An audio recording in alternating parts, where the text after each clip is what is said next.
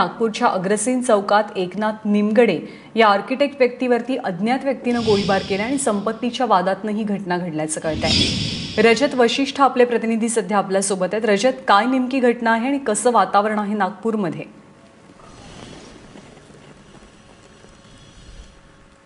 ज्ञानदा, आज सकाळी 8 ते 8:15 दरम्यान ही घटना घडलेली आहे।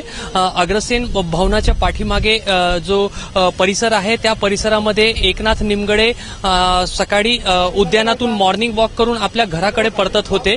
नेहमी ते मुख्य रस्त्यावरून घराकडे जायचे, मात्र आजच त्यांनी लाल इमली चौकातून मिर्झा गल्लीचा जो मार्ग आहे तो निवडलेला होता आणि त्या ठिकाणीच त्यांच्यावर हा हल्ला करण्यात आलेला आहे। त्यामुळे पोलिसांना दाट संशय आहे की त्यांचा पाठलाग केला जात होता आणि ते पाठलाग करत असतानाच त्यांच्यावर हा हल्ला करण्यात आलेला आहे। या सध्या पोलिसांचं असं म्हणणं आहे की याच्यामध्ये एकच हल्लेखोर होता आणि तो पळून गेलेला आहे, मात्र ज्या पद्धतीने त्यांचा पाठलाग केला जात असल्याचा संशय आहे, त्यामुळे एक हल्लेखोर त्यांचा पाठलाग करत होता आणि दुसरा लपून बसला होता का असाही एक संशय निर्माण झालेला आहे। सध्या माझ्या पाठीमागे तुम्ही दृश्यांमध्ये पाहू शकता की पोलिसांची फॉरेन्सिकची टीम या ठिकाणी तपास करत आहे आणि या ठिकाणातून एक ना एक पुरावा जो आहे तो गोळा केला जात आहे। एकनाथ निमगडे हे आर्किटेक्ट होते आणि त्यांच्या घरातूनच ते आर्किटेक्टचं त्यांचं कार्यालय चालवत होते आणि सध्यापर्यंत पोलीस अधिकाऱ्यांनी जी माहिती दिली आहे त्याप्रमाणे त्यांना 3 गोळ्या हातामध्ये लागलेल्या आहे आणि एक गोळी जी आहे ते त्यांच्या बरगडीच्या खाली लागलेली आहे। सध्या अतिदक्षता विभागात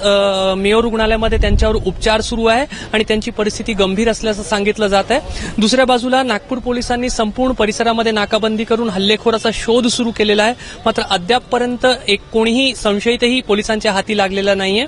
त्यामुळे नक्कीच पोलिसांसमोर गणेश चतुर्थीच्या दुसऱ्याच दिवशी गणेश उत्सवाच्या काळामध्ये अशा पद्धतीचा जो गोळीबार झालेला आहे त्या हल्लेखोराला लवकरात लवकर पकडणं गरजेचं आहे आणि नागपूरमध्ये सुरक्षिततेची भावना नागपूरकरांमध्ये निर्माण करण्याची गरज आहे। ज्ञानदा।